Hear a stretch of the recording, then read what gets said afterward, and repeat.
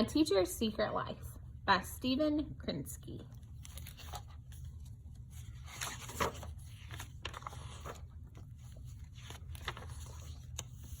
I know everything about my new teacher, Mrs. Quirk.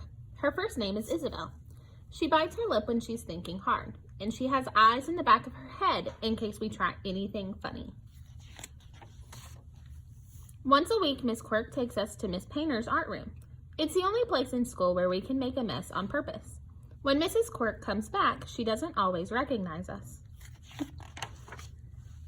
Every day at 3 o'clock, Miss Quirk says goodbye to us. She doesn't have to leave, though, because she lives at school with all the other teachers. I can imagine what happens after we're gone. First, Mr. Crump, the custodian, leads a trash patrol through the halls. Litter, he says, is no one's friend. Then the gym teacher, Miss Whistle, makes everyone do exercises. Mrs. Quirk stands in the back because she has trouble touching her toes. All that running around makes the teachers hungry. The cafeteria staff cooks their meals, putting stuff together from the lunchtime leftovers. Potato puff soup and macaroni bread show up a lot. While the teachers eat, Mr. Stern, the principal, watches closely to make sure everyone behaves. After dinner, the librarian, Mr. Peruse, reads stories aloud. Miss Painter covers her eyes during the scary parts.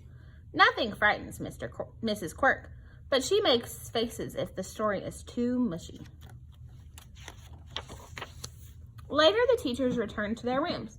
They all keep pajamas and inflatable mattresses in their bottom left desk drawer, the one that locks with a key.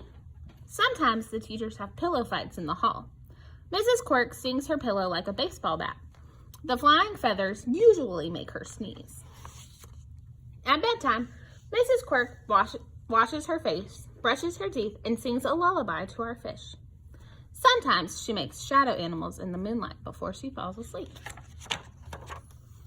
Lately, though, I've been wondering if I know Mrs. Quirk so well after all. One Saturday, I saw her in the supermarket filling up her cart. I wondered what she was doing. There's always plenty of food in the cafeteria. Then, last Tuesday, I saw Mrs. Quirk again, trying on skates at the mall. She didn't look like a teacher one bit. I don't know what she did with the skates. She never wears them in class or at recess. Maybe she races down the hall late at night. Yesterday was my biggest surprise yet. I saw Mrs. Quirk in the park with a strange man and a girl. The girl looked like Mrs. Quirk, only younger. The strange man even put his arm around Mrs. Quirk, and she didn't seem to mind. I've been watching Mrs. Quirk extra carefully ever since. In class, she acts just the same. She still knows who pushed who first and who tracked mud in from the playground. And she still bites her lip when she's thinking. Mrs. Quirk must figure she has everyone fooled, but not me. I know Mrs. Quirk has a secret life. I just wonder when the other teachers will get suspicious.